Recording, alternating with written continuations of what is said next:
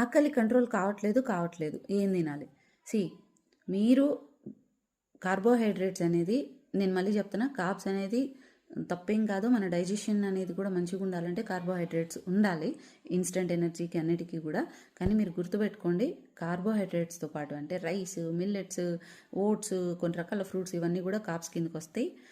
Protein, fibre అనేది ఫుడ్లో ఉండాలి. అంటే మీరు వెజిటేబుల్ కర్రీస్ ఎక్కువ ఉండాలి, వెజిటేబుల్స్ అనేవి ఎక్కువ తీసుకోవాలి, అండ్ ప్రోటీన్ అనేది ఉండాలి ఫుడ్లో. ఇవి ఉన్నప్పుడు మాత్రమే మీ హంగర్ హార్మోన్స్ అనేది చాలా వరకు కంట్రోల్లో ఉంటాయి. లేకపోతే ఇంకా కొంచెం అన్నం ఇంత పెట్టుకొని ఇంత మధ్యలో చందమామలాగా ఇట్లా కర్రీ కనుక ఇట్లా పెట్టుకున్నారనుకోని మీకు ఎంత తిన్నా కంట్రోల్ కాదు ఆకలి, పైగా వెంటనే మళ్ళీ ఆకలేస్తుంది.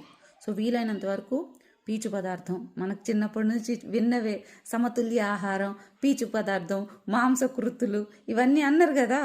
ఇప్పుడు కొత్తగా ఏమైందంటే మజిల్ బిల్డింగ్కి, బాడీ బిల్డింగ్కి ప్రోటీన్ ఇంత అట్లా అని చూపించేసరికి, ప్రోటీన్ పౌడర్స్ ఇట్లా అని మనకు ఒక అపోహ, భయం వచ్చింది. ప్రోటీన్ అంటే అదొక పౌడరు తీసుకోవాలని ఏం లేదు. మనకి చక్కగా చికెన్, ఫిష్, ఎగ్స్, ఇట్లా ప్రాన్స్, ఇట్లా అన్నిట్లో కూడా ఉంటుంది నాన్ వెజ్. వెజిటేరియన్లో కూడా soya chunks, tofu, paneer, soya products, and ఈ రాజ్మా, వైట్ చనా, వీటన్నిటిలో కూడా ఉంటుంది.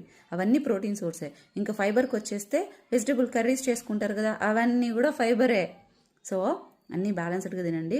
మీరు తినే ఫుడ్లో మీరు కార్బోహైడ్రేట్స్ అంటే రైస్ లాంటివి ఎంత పెట్టుకున్నా దానికంటే కూడా ఎక్కువ ఏముండాలి?